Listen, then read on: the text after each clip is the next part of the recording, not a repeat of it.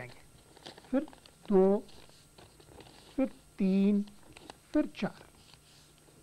यहां पर आकर के जब 2 पट्टी दिखने लगेंगी तो हम इसको रोकेंगे और इसको 2 हिस्सों में मोड़ देंगे उल्टा करके।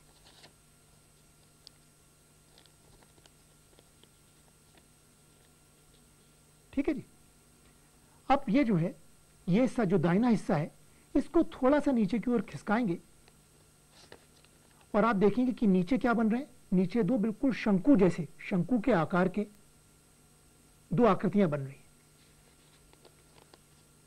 और इसको हम अपने दाहिने हाथ के अंगूठे और उंगली से इस प्रकार पकड़ेंगे। अब ये तो बन गया हमारा फटाका और इसके दोनों जो हमको शंकुनुमा जो आकृति दिख रही है, अब इनको हम तेजी से हवा में झटकेंगे। तेजी से हवा में झटकेंगे तो हमको एक बिल्कुल फटाके जैसी आवाज सुनाई देगी। इसको दोबारा एक बार फिर देखिए। अब हमने क्या करा, इस हिस्से को, दाहिने हिस्से को थोड़ा सा अंदर की ओर खिसकाया जिससे कि नीचे 2 शंकुनुमा आकृति बन गई। फिर हमने इसको ऐसे पकड़ा और इन दोनों शंकुओं को अगर हम हवा में तेजी से झटकेंगे तो एक फटाके की आवाज सुनाई देगी। ये देखिए,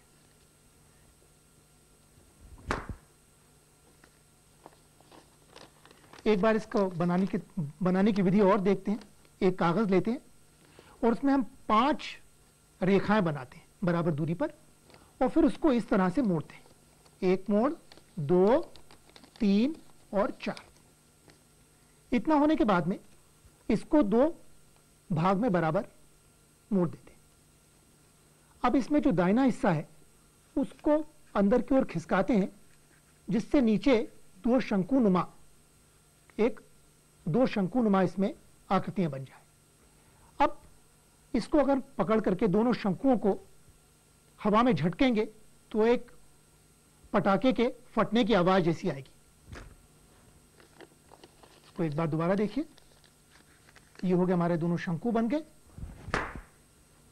और ये देखिए, जितना कस के हम इसको झटकेंगे और जितना बड़ा कागज होगा उतनी ही ज्यादा आवाज आएगी।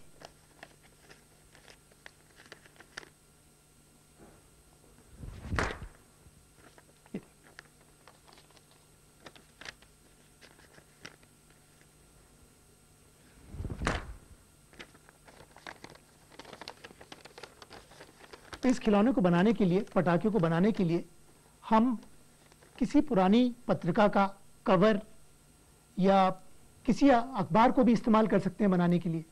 हमको नए कागज की जरूरत नहीं है। और बनाने की विधि वही होगी कि हमने इसको 5 हिस्सों में मोड़ा, फिर आधा मोड़ करके सरका करके कागज को 2 शंकुनुमा आकृति बनाई और झटके से उनको हवा में झटका तो पटाखा फट करके उसमें से जोरदार धमाके की आवाज आएगी।